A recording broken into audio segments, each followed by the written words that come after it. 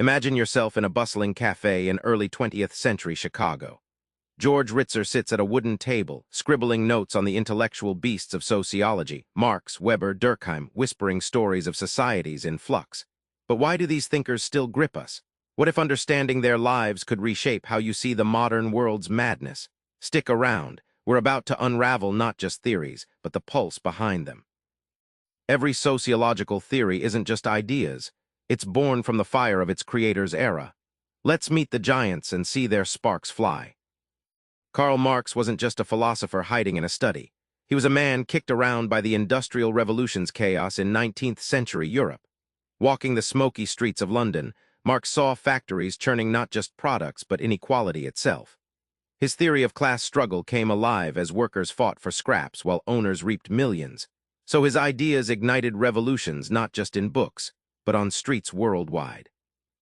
Max Weber gave us the haunting image of the iron cage, the relentless bureaucracy trapping modern lives. Think of it like a glass elevator. It moves you up, but you're boxed in, watched, and controlled at every floor without escape. Weber's analogy shows how rationalization, while neat and efficient, crushes spontaneity and freedom. It's a chilling reminder that progress can come with cold chains. Emile Durkheim took something abstract, social norms, and turned it into social facts, actual forces that shape behavior beyond individual will. Like gravity pulling apples from trees, Durkheim argued that society's invisible rules hold real power. His study on suicide revealed it wasn't just personal despair, but a failure of social integration.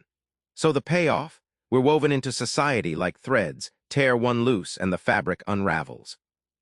Sociological theory isn't a single story, it's a brutally honest debate club. Let's crash those arguments and catch the sparks. Functionalism views society like a living organism. Think of your body, the heart, lungs, bones, all playing roles to keep you alive. Emile Durkheim championed this view, showing how institutions like education and religion maintain social stability. When one part falters, the rest feels it. This organic metaphor drove home how society's structure works so seamlessly it almost seems effortless, until something breaks. Conflict theory flips the script. Instead of harmony, it sees society as a battlefield where groups scramble for power and resources. George Ritzer builds on Marx's foundation here, explaining how capitalism's inequalities persist because dominant groups control not just money but culture and knowledge. It's like a rigged game where everyone plays, but not everyone wins.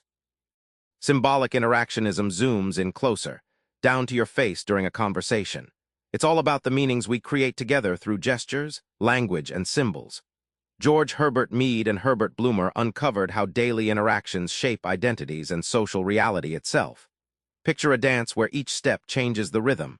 Our social world is constantly rewritten in this ongoing exchange. Theorists lived centuries ago, yet their ideas buzz like fresh electricity around us. Why? Because they're maps, keys to crack today's social codes. George Ritzer coined McDonaldization to show how principles of fast food, efficiency, predictability, control spread beyond restaurants and take over society.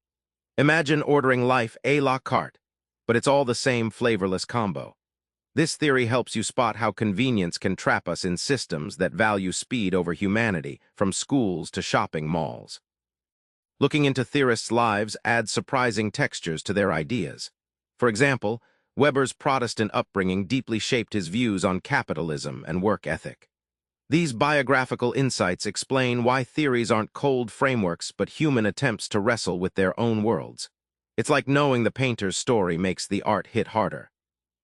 Lastly, sociological theory isn't just for understanding, it's a toolkit for change. By exposing invisible structures like inequality or cultural hegemony, these ideas empower activists and policymakers to challenge the status quo. Knowing the theory is like having a social GPS. It points where to push and how to reroute toward justice. So remember that cafe from the start? The same restless energy that animated Marx, Weber, and Durkheim still pulses in your world. Their ideas aren't relics, they're lenses. Try this. Next time you see a routine or conflict, pause and ask, what's the social force behind it? That curiosity is your ticket into sociology's ongoing story. Subscribe for more book summaries like this one.